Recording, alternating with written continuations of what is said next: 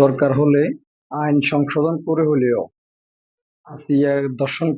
আসিয়াকে হত্যাকারী মৃত্যুদণ্ড নিশ্চিত করবে, এই বিষয়ে বক্তব্য দিচ্ছেন ছাত্রনেতা এবং যে বৈষম্যবিরোধী ছাত্র আন্দোলনের অন্যতম নেতা সারজিস আলম।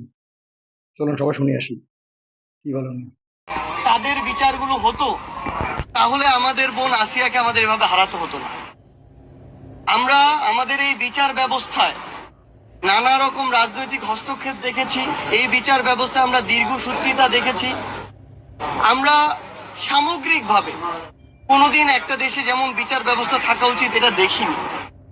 সেই জায়গা থেকে আমরা মনে করি যে এখন সময় হয়েছে সর্বোচ্চ দৃষ্টান্তমূলক মৃত্যুদণ্ড যে শাস্তি এটা নিশ্চিত করা, এবং এর মধ্য দিয়ে আগামীর বাংলাদেশে যেন আমার আর কোনো বোনকে না হারাতে হয় এটা আমাদের নিশ্চিত করতে হবে।